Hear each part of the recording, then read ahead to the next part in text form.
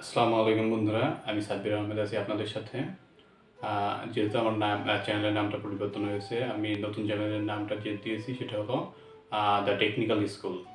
তো আসুন আমরা 9-10 যে গণিতটা করাতেছিলাম ওইখানের আজকে আমরা প্রথম অধ্যায়ে চলে যাই। প্রথম অধ্যায় আছে বাস্তব সংখ্যা। তো আমরা প্রথম অধ্যায়ের সবগুলো অঙ্ক করব না, কিছু কিছু করব। যেমন 7 নাম্বারটা ইম্পর্টেন্ট, আমরা শিখব কি যোগ, বিয়োগ, গুণ, ভাগ প্লাস সরল। আর আমরা কোনটা পূর্ণবর্গ সংখ্যা, তারপরে আছে কি প্রমাণ করো যে মূলদ সংখ্যা বা অমূলদ সংখ্যা, এগুলো আমরা শিখব। তো আমরা প্রথমে 7 নাম্বার অঙ্কটা দেখি কি আছে সেটা। 7-এর ক নম্বরে আছে 0.4-5, এটাকে আমরা বলি পৌনমণিক। যে উপরে যে দশমিকটা থাকে এটাকে আমরা পৌনমণিক বলবো। প্লাস 0.134 পৌনমণিক। এখানে দেখতে হবে যে এখানে যোগ করার সময় এখানে অনাবৃত মানে এইটা কয়টা সংখ্যার উপর আছে আর কয়টা সংখ্যার উপর নাই। আমরা প্রথমে এটা যেহেতু নাই তাহলে এটাকে বলবো অনাবৃত সংখ্যা। এখানে সর্বোচ্চ অনাবৃত সংখ্যা আছে এই দুই ঘর, অর্থাৎ আমরা এখানে লিখছি এখানে অনাবৃত অংশের অঙ্ক সংখ্যা 2। যেহেতু এখানে সর্বোচ্চ 2টা ঘর খালি আছে, অনাবৃত আছে, সেটা আমরা 2 লিখছি। সর্বোচ্চটা বসাইতে হবে।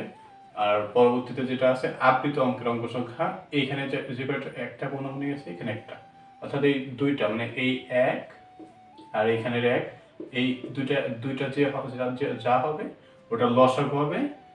আমাদের পরবর্তীতে আবৃত সংখ্যা এটা লসাগু হবে। তো আমাদের প্রথমে এটা নির্ণয় করা শেষ হয়ে গেল। এখন আমরা অঙ্কে চলতে যাই। এখন আমরা এটা সমান লিখতে পারি কি 0.45 পৌনমণিক। আমরা যেহেতু আমাদের এখানে প্রথমে আমরা 0.0টা রাখবো, এরপরে আমাদের কি এটা করার সময় অনাবৃত অঙ্কের অঙ্ক সংখ্যা তো 2 ছিল, যার কারণে আমরা এখানে 4 দেব। এখানে দেখুন আমরা 2টা ঘর ফাঁকা রাখবো। এরপরে যেহেতু আর কি আবৃত অঙ্কের অঙ্ক সংখ্যা ছিল যেহেতু 1, আমরা যদি আরেকটা 5 এখানে দিয়ে 5-এর উপরে পৌনমণিক দেবো। আবৃত অঙ্কের অঙ্ক সংখ্যা 1 সেহেতু আমরা একটার উপরে গেছি। আর এইখানে আমাদের যেহেতু অনাবৃত অঙ্কের অঙ্ক সংখ্যা 2, অর্থাৎ এটা বাদ শুধু আমাদের এটা কাউন্ট করতে হবে যে এটা কয়টা হবে। তো এটা 2টা ঘর আমাদের খালি রাখতে হবে, যেহেতু এখানে অনাবৃত অঙ্ক সংখ্যা আছে 2, যার কারণে আমরা এটা ফাঁকা রাখছি। তো আমরা সেম একইভাবে আমরা পরেরটা লিখবো। পরেরটা আছে কি 0.134। তো এটা সমান আমরা লিখবো একই রকম 3, এখানে 4-এর উপর পৌনমণিক আছে, তো আমরা দশমিকটা একই রকম রাখবো। পরের আমরা এখানে যেহেতু যা আছে তাই হবে, কারণ এখানে দেখেন যে এখানে 4-এর উপর পৌনমণিক আছে, অর্থাৎ এখানেও 2টা ঘর ফাঁকা থাকবে, এখানেও 2টা ঘর। যেহেতু আমাদের টোটালটা আছে অনাবৃত অঙ্কের অঙ্ক সংখ্যা আছে 2, অর্থাৎ আমাদের 2টা করে ফাঁকা রাখতে হবে। তো এখন আমরা স্বাভাবিক নিয়মে যোগ করে দিই, দেখি কত হয়।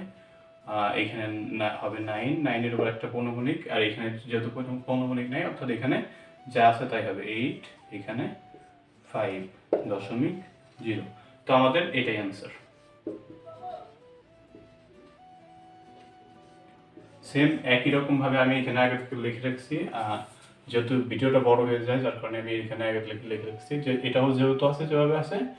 দেখুন এইখানে আছে সর্বোচ্চ সংখ্যা আছে কত, সর্বোচ্চ অনাবৃত মানে সর্বোচ্চ অনাবৃত আছে দশমিকের পর থেকে অনাবৃতর হিসাবটা করা হয়, মানে যার উপর কিছুই নাই সেটা অনাবৃত। এটা আছে 3টা ঘর। তো আমরা এখানে সাধারণ নিয়ম অনুযায়ী লিখছি কি অনাবৃত অংশের অঙ্ক সংখ্যা 3, এই যে এখানে দেখুন 3 লেখা। আর পরবর্তীতে আমরা যে কয়টা পৌনমণিক সেই কয়টার লসাগু করছি।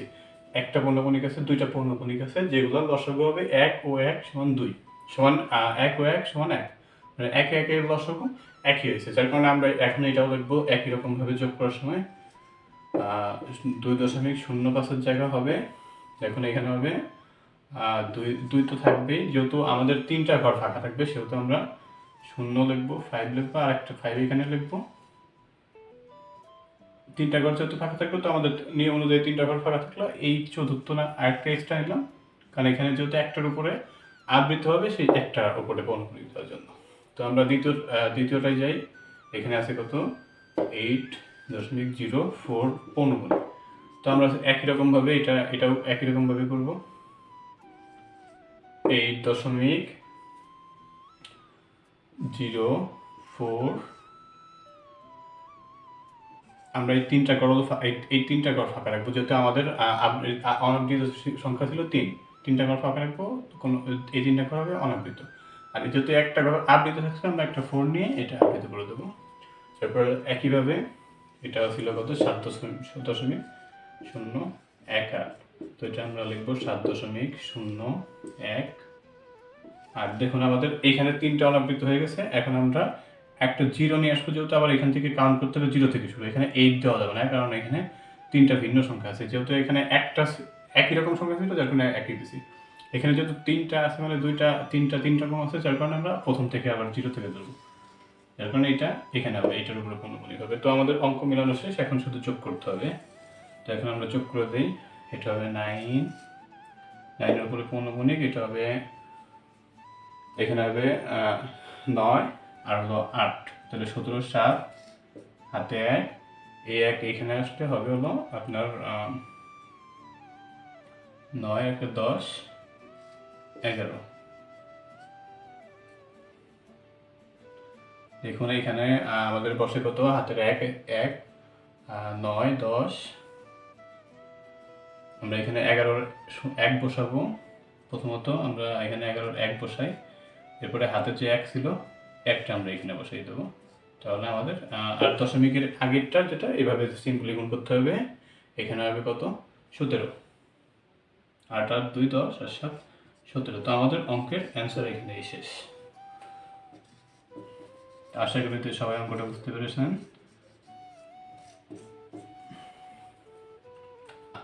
7 নম্বরের ক আর খটা শেষ। এখন আমরা দেখবো 8-এর ক আর খ, অর্থাৎ বিয়োগ অঙ্ক যেগুলো, এইগুলো আমরা একটু দেখবো এখন।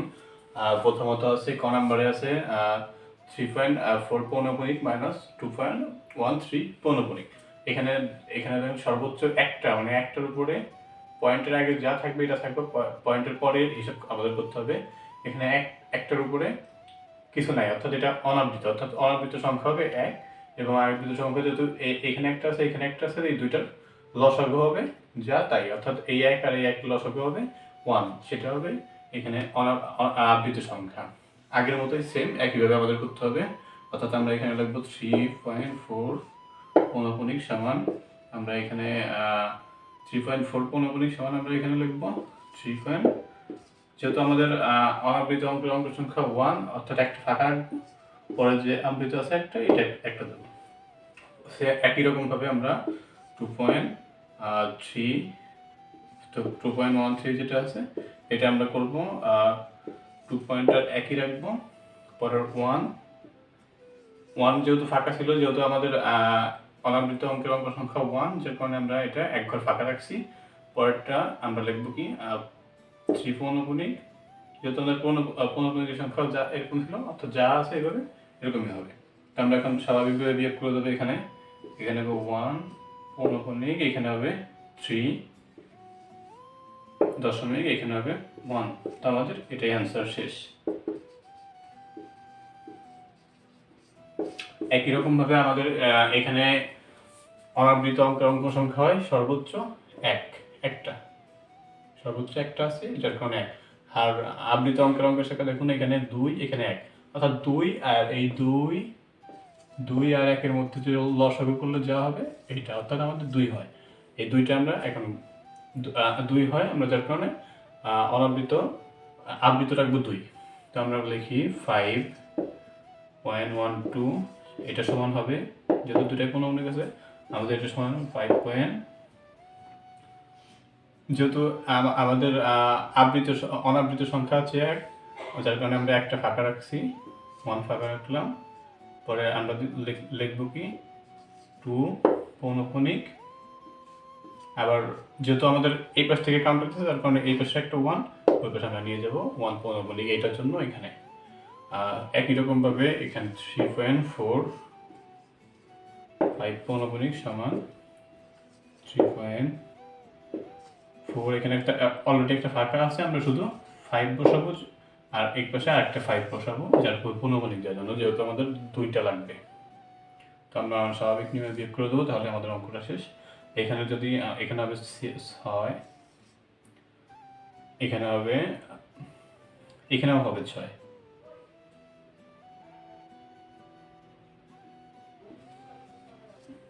তো আমাদের যেহেতু দুইটা আছে আমরা এই দুইটার উপরে পৌনঃপুনিক সাধারণভাবে দিয়ে দেবো।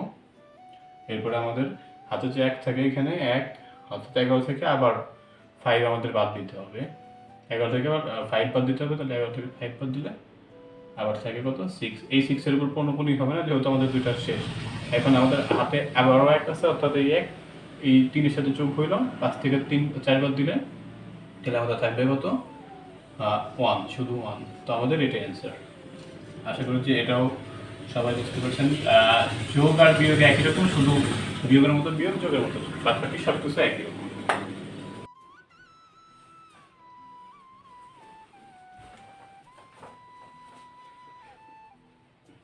আমাদের 8 নম্বরের ক আর খ গুলা শেষ। এখন আমরা 9 এর ক আর খ গুলা আমরা শেষ করব। এখানে দেখুন, এখানে আছে কি 0.3 পৌনঃপুনিক ইন্টু 0.6 পৌনঃপুনিক। তো এখানে দেখুন এইটা একটা অন্য একটা নিয়ম, যেটার দশমিকের পরে যদি কোনো পৌনঃপুনিক থাকে তাহলে একটা ঘরে যদি পৌনঃপুনিক ফাঁকা না থাকে তাহলে সেক্ষেত্রে আমাদের শুধু 9 বসে। অর্থাৎ আমরা এইটা সমান লিখবো কি 0.3 সমান উপরে এই 3টা উপরে যাবে, আর এই যেহেতু এখানে একটা ঘর ফাঁকা নাই দশমিকের পরে, যার কারণে এটা একটা 9 হবে এটার পরিবর্তে। যদি এখানে একটা ঘর ফাঁকা থাকতো তাহলে সেক্ষেত্রে 9 0 হইতো, যদি দুইটা ঘর ফাঁকা থাকতো 9 0 হইতো। তো আমাদের একই রকম ভাবে আমরা এখন এটা করব কত, এটা হলো 0.6 পৌনঃপুনিক। তো আমাদের একই রকম ভাবে 6/9, অর্থাৎ এখানে একই রকম ভাবে এই দুটো হয়েছে। যার আমরা এখন লিখবো কি, সুতরাং 0.3 পৌনঃপুনিক ইন্টু 0.6 পৌনঃপুনিক সমান, আমরা এখন এটা লিখতে পারি, এটার মান যা পাইছি 3/9 গুণ এটার মান যা পাইছি 6/9। তো আমরা এখন গুণ করলে এখানে হবে কত 9 9 81, উপরে হবে 3 6 18। তো এই দুটারে আমরা আবার কাটাকাটি করে একটু, এখানে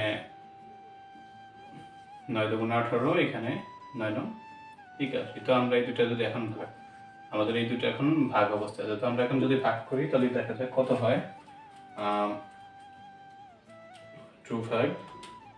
তো আমাদের হয়েছে দেখেন আনলি 0.222 এরকম আনলিমিটেড ভাবে আসে। তো আমরা যেহেতু আনলিমিটেড ভাবে আসে সেটাই আমাদের পৌনঃপুনিক দিতে হবে 0.2 পৌনঃপুনিক, অর্থাৎ এটাই আমাদের অ্যান্সার। একই রকম ভাবে আমরা পরেরটাও করি। পরেরটা একটু ব্যতিক্রম নিয়ম কি, আমাদের এখানে আছে কি এরপরে কোনো জিরো নাই, অর্থাৎ এখানে আগে 0 ছিল, এখানে 0 নেই, এখানে আছে 2। তো আমাদের এই ক্ষেত্রে আমাদের লিখতে হবে 2.4 পৌনঃপুনিক সমান এটা, যেহেতু আমাদের এখানে আছে এই পাশে, অর্থাৎ আমাদের এরকম লিখতে হবে কি, এই টোটালটা লিখতে হবে। প্রথমে 24 লিখতে হবে, তার থেকে মাইনাস দিতে হবে আগে যে সংখ্যাটা থাকবে এটা 2, এটা হলো নিয়ম, এই নেমে দিতে হবে। আর এখানে যেহেতু দশমিকের পরে কোনো ফাঁকা ঘর নাই, যার কারণে শুধু 9 হবে, এটার মতো সেম। এখানে পরবর্তীটা যখন আমরা করব তখন পরবর্তীটা আছে 0.8 পৌনঃপুনিক 1 পৌনঃপুনিক। এটার কারণে আমাদের উপরে এখানে দেখুন আমরা একটা পৌনঃপুনিক ছিল যে একটা 9 দিয়েছি, এখানে আমরা যেহেতু আমাদের দুইটা পৌনঃপুনিক আছে দুইটা 9 দেবো, মানে 99 এর উপরে যা থাকবে 81 হবে। এটা আমরা যদি একটু ভাঙি তাহলে আমাদের হবে এখানে আমাদের হবে এখানে যদি আমরা ভাঙি তাহলে 11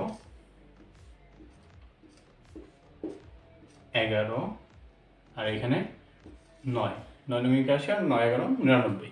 তো আমাদের যেহেতু আমরা এটার মানটা লেখা হয় না, এটার মান 22/9।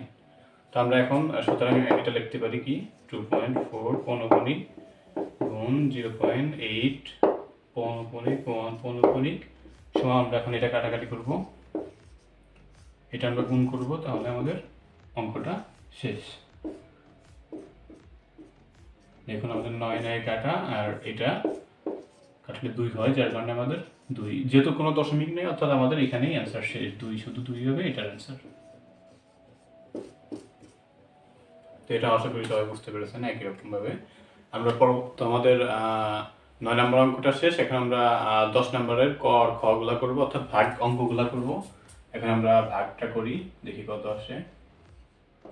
ভাগ আর গুণ একই রকম মান বের করতে হবে, শুধু শেষে যে ভাগ করতে হবে, অর্থাৎ আমরা আগে যেভাবে করছিলাম সেইভাবেই হবে, অর্থাৎ এখানে এখানে হবে 3/9, যার এখানে যেহেতু একটা ঘর ফাঁকা নেই যার কারণে একটা 9 হয়েছে। আর এখানে যেহেতু 0.6 পৌনঃপুনিক আছে, এখানে 6/9 একই রকম হবে। এবং আমরা যখন এটা যখন ভাগ করব 0.3 পৌনঃপুনিক 0.6 পৌনঃপুনিক এই দুটা আমরা ভাগ করব এখন। আমাদের ভাগের ক্ষেত্রে এটার যে মানগুলো পাইছি এটা মানগুলো বসাবো আমরা। ভাগ 6/9। একটা জিনিস খেয়াল করেন যে ভাগের সময় কিন্তু এই পাশে যেটা থাকে এটা উল্টায় যায়, বাম সাইডেরটা ঠিকই থাকে, ডান সাইডেরটা কি হয় উল্টায় যায়, অর্থাৎ উল্টায় গুণ হয়ে যায় 9 আর এখানে 6 থাকে। তো আমরা এটা কাটা যায় আর এটা আমাদের থাকে কি 3/6। আমাদের এটা ক্যালকুলেশন করলে হবে কি 0.5, অর্থাৎ এখানে কোনো পৌনঃপুনিক বসবে না। যদি 5 হতো এভাবে তাহলে আমরা পৌনঃপুনিক দিলাম 5-এর উপর, যেহেতু এটা ভাগ করলে ডাইরেক্ট হাফ হয় মানে 0.5 হয়, এর কারণে আমাদের এখানে অ্যান্সার শেষ, এখানে আমরা অ্যান্সার দিয়ে দিতে পারি। তো আমাদের সেম একই ক্ষেত্রে পরেরটা আমরা করব। পরেরটা 0.3 পৌনঃপুনিক 5-এর এটার মান যখন আমরা বসাবো তখন আমাদের নিয়ম অনুযায়ী প্রথমে কি এখানে দেখুন একটা ঘর ফাঁকা আছে, যার কারণে আমাদের এখানে 9-0 দিতে হবে। এখানে আমরা 9 দিয়েছিলাম, কোনো ফাঁকা ছিল না, এখানে 9 দিছি, 9-0 দিছি, একটা ফাঁকা আছে তাই। তো আমরা উপর ক্ষেত্রে এই যেহেতু দুইটা সংখ্যা আছে, অর্থাৎ দুইটা ফার্স্টে রেখে পরের এই প্রথমটা আবার বিয়োগ দিতে হয়। আপনারা অবশ্যই ভিডিওটা টেনে দেখবেন না, তাহলে কিছু বুঝতে পারবেন না। গুণ আগে যেটা করেছি ওটার মতোই সেম একই রকম, শুধু ভাগ নিচের দিকে যায়। তো আমাদের এটার মানটা আমরা বসাই, এখানে 35 থেকে 3 বাদ দিলে থাকবে কত 32 আর এখানে 90। তো আমরা একই রকমভাবে যখন 1.7 পৌনঃপুনিকের মানটা বের করবো তখন আমাদের এখানে দেখুন এখানে কোনো বার যেহেতু ফাঁকা নাই যার কারণে আমাদের এখানে 9 ইজিলি বলবে। আর এখানে প্রথমে দুটা আছে এই দুটা বলবে, তারপরে এই যে আগের যেটা আছে এটা বাদ যাবে, অর্থাৎ 1 বাদ যাবে। এখানে আমাদের এটা ভাগ এটা বিয়োগ দেই 16/9। এখন আমরা একই রকমভাবে এটা ভাগ এটা লিখবো, ভাগ 1.7 পৌনঃপুনিক সমান প্রথমে এটার মান পেয়েছিলাম 3290, এটা ভাগ 16/9। তো আমরা ডান পাশেরটা বাম পাশেরটা একই রকম রাখবো, ডান পাশে যেটা হবে সেটা আমরা গুণ দিয়ে, অর্থাৎ এটা গুণ হয়ে যাবে আর এটা চেঞ্জ হয়ে উপর নিচ হয়ে যাবে, অর্থাৎ আমরা এখানে 10 এখানে আমরা 10 বসে আর এটা কাটাকাটি করলে যেহেতু তাহলে আমাদের থাকবে কত 32/16 160, 10 গুণ করলে 160। তো আমরা দেখি 32/160 আমাদের হবে 0.2। যেহেতু কোনো পৌনঃপুনিক নাই তাহলে 2 এরকম নাই, যেহেতু আমাদের এটাই অ্যান্সার। তো আমাদের যোগ বিয়োগ গুণ ভাগ সবগুলো শেষ। আমরা এখন একটা সরল অঙ্ক করব, যেটা 13-এর ক। 13-এর ক এর মতো সেম অনুরূপভাবে 13-এর খ নাম্বারটা হবে 13-এর বাদ ক যদি আপনারা বোঝেন খ নাম্বার অবশ্যই বুঝবেন। তো আমরা আসেন করি 13 নম্বরের কটা। তো প্রথমত এটা গুণ, আমরা অবশ্যই গুণ শিখছি, তো আমরা এখানে নিয়ম অনুযায়ী লিখবো কি 3/9 0 জন্য 9। এখানে গুণই থাকবে, পরবর্তীতে আমরা আগের মতোই এখানে বসাবো 90 উপরে 83 মাইনাস 8। এই দুটা ফার্স্ট হয়ে পরে 8 বিয়োগ হয়েছে, ওই আগের গুণের মতোই সেম, আগের অঙ্কটা দেখলেই বুঝতে পারবেন। তো আমরা এখানে ব্র্যাকেট শেষ করি, এরপরে ভাগ দিয়ে পরেরটা অনুরূপভাবে করি আমরা। এটা যেহেতু কোনো পৌনঃপুনিক নাই, অর্থাৎ এটা যা আছে সেই মানটাই বলবে, অর্থাৎ 0.5/10 বলবে। দেখেন এটা ক্যালকুলেশন করলে কিন্তু এই 0.5 হবে। আর এখানে যেহেতু নাই কিছু, এই জন্য নিচে 10 উপরে 5 বসে। আর যদি পৌনঃপুনিক একটা থাকতো তাহলে এখানে 9 বসতো। তো এখন এখানে গুণ দেবো, এরপরে এখানে তো সিম্পল একটা নিয়ম, পৌনঃপুনিক যেহেতু একটার উপরে আছে, অর্থাৎ এখানে যেমন 9/3 হয়েছে, এখানে 9/1 হবে। পরেরটা আমরা দেখি, পরেরটা এটার সমান আমরা কি বসাইতে পারি, এটার সমান আমরা বসাবো যেহেতু একটা ঘর পরে আছে, অর্থাৎ 90 9 0 উপর 35 মাইনাস 3। দেখেন এটা কিন্তু সেম। এখন পরে ভাগ চিহ্ন আছে, ভাগ চিহ্নটা রাখি। পরবর্তীতে আমাদের আছে এটা একই রকম। এখানে 90 একটা ঘরের জন্য যেহেতু একটা পূর্ণমূলিক নেই, 90 এবং উপরে যেহেতু কোনো সংখ্যা নেই শুধু 8 করবে। তো আমরা এখন একটা করে কাজ করতে আসি। দেখেন এখানে আমরা কাটাকাটি করলে 2 পাই সমান দিয়ে আমরা এখানে লিখি 3/9 থাকে এখানে। আর এটা হবে আপনার এটা বিয়োগ দিলে হবে 75, এখানে 90, এখানে শুধু তাহলে আমাদের থাকে এটা আমরা মুছে ফেলি। আমরা এখানে সূত্র লিখবো যেহেতু 1/9 গুণ 2 তাহলে 18, 1/18।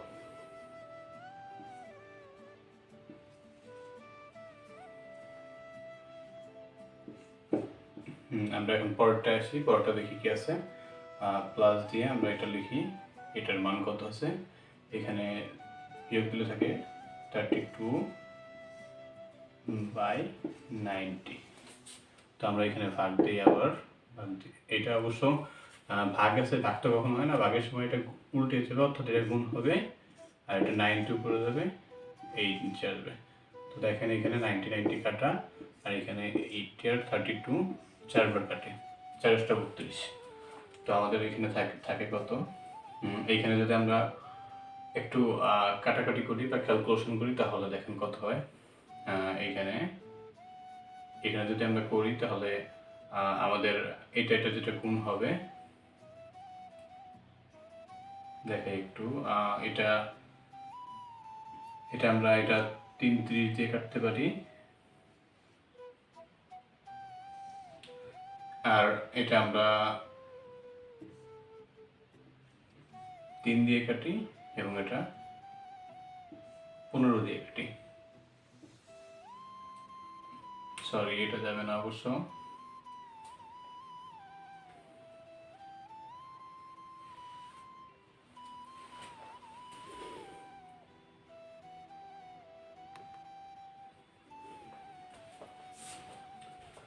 দেখুন আমাদের তাহলে এটা কাটাকুটি করে আমাদের হলো 4, যেহেতু দেখেন এখানে 90টা এখানে আছে, হয়তো আলোর কারণে দেখা যাইতে না পারে।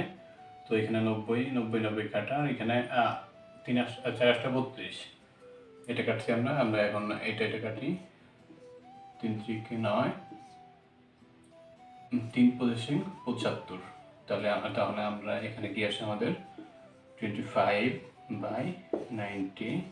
আর এটা যেহেতু ভাগ আছে এটা অবশ্যই উল্টে যাবে এবং গুণ হবে, অর্থাৎ 18/1। 18 দেখেন এটার ভিতরে কাটে 5বার অবশ্য। এখানে আমাদের আরেকটা ছিল কি, এটা +4, এই 4টা আমরা এখানে রাখলাম। আর 18 90 দিয়ে কাটলাম, এরপরে 5 25-এর ভিতরে 5 বাজা অর্থাৎ 5 দিয়ে কাটলাম।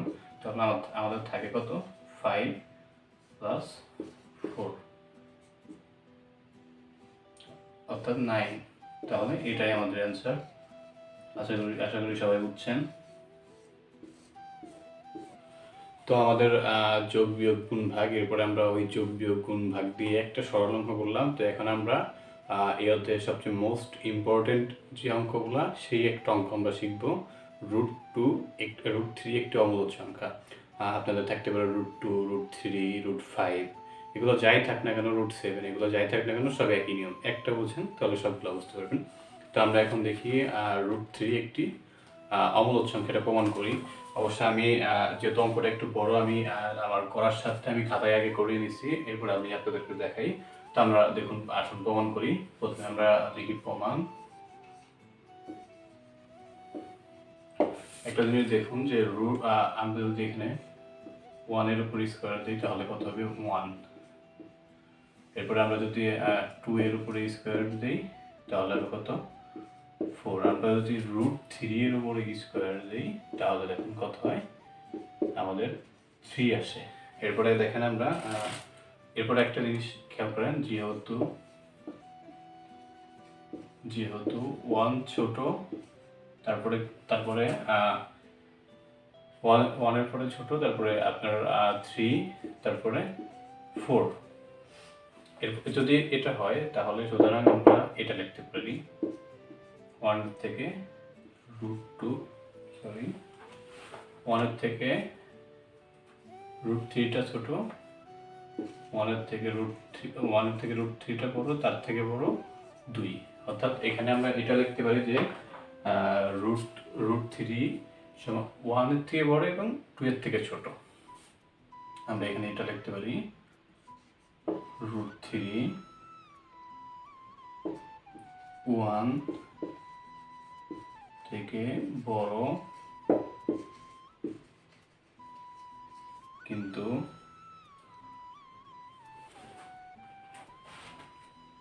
√3 1 থেকে বড় কিন্তু 2 থেকে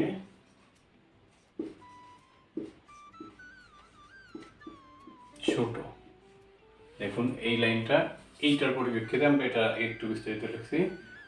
অথবা আমরা লিখতে পারি কি √3 যেহেতু দশমিক, এটা রুট করলে দশমিক দশমিক আসে, তাহলে এটা কি একটি অপূর্ণ বর্গ অর্থাৎ পূর্ণ সংখ্যা নয়। সুতরাং √3 একটি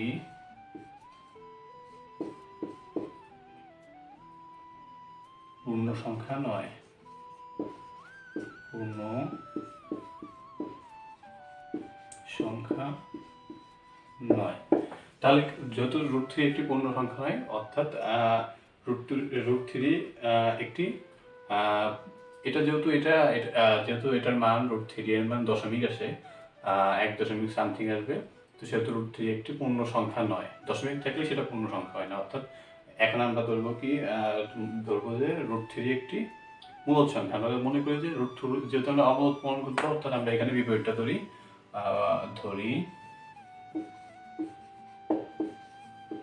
√3 একটি মূলদ সংখ্যা। তাহলে এখানে আমরা যদি √3 সমান দেখেন আমরা তাহলে যদি ধরি এরকম √3 সমান এর মান √3 এর মান ধরেন p/q আমরা এটা ধরলাম, যেখানে হবে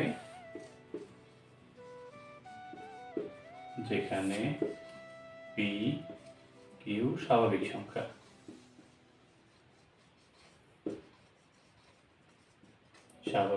সংখ্যা। কিন্তু এখানে দেখেন একটা জিনিস কি, এখানে কিউ অবশ্যই 1 থেকে বড় হবে। তো আমরা এই ক্ষেত্রে এটারে বর্গ করি, দেখি কত আসে। আমরা এটারে বর্গ করব উভয় পক্ষকে,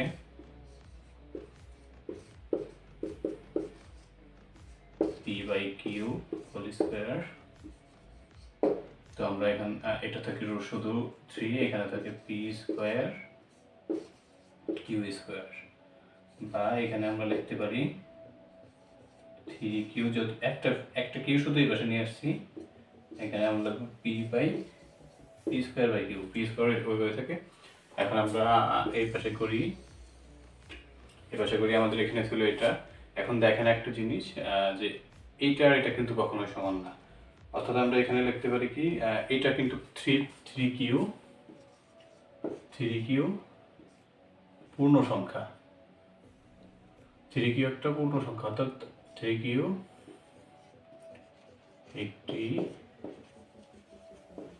পূর্ণ সংখ্যা, কিন্তু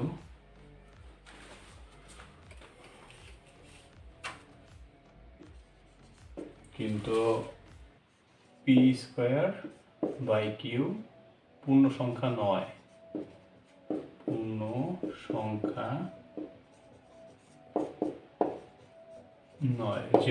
যেহেতু এটা ভগ্নাংশ আকারে আছে, সেহেতু কি পূর্ণ সংখ্যা হবে না।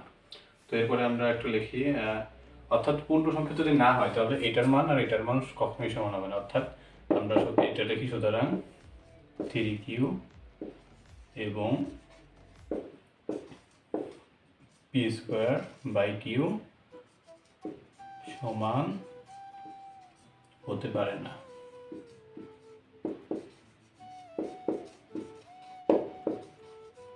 হতে পারে না অর্থাৎ এটা যদি সমান না পারে তাহলে আমাদের কি হবে, √3 এর মান পি কিউ আকারে লেখা যায় না। √3 এর মান পি কিউ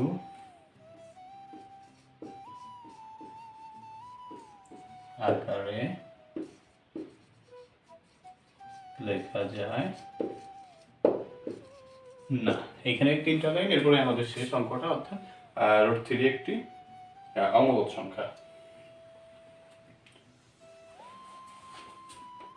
সুতরাং √3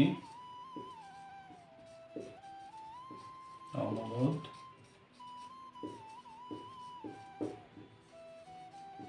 সংখ্যা, এটাই আমাদের প্রুফ। তো আশা করি যে এটা সবাই বুঝছেন। এটা যেহেতু আমরা, যদি আপনি √3 বোঝেন তাহলে √5 √2 সবগুলাই করতে পারেন। আর অবশ্যই আপনারা ভিডিওটা দেখার পরে বা ভিডিওটা দেখার মাঝখানে অবশ্যই একটু চ্যানেলটা কষ্ট করে সাবস্ক্রাইব করে দেবেন এবং পাশে থাকা যে বেল আইকন এটা অবশ্যই চেপে দেবেন, যেন আমি নিত্য নতুন কোনো ভিডিও বা অন্য কোনো টপিক্সের বিষয়ে কোনো ভিডিও বানাইলে আপনাদের কাছে চলে যায়। তো আজকের মতো এখানে, ধন্যবাদ সবাইকে।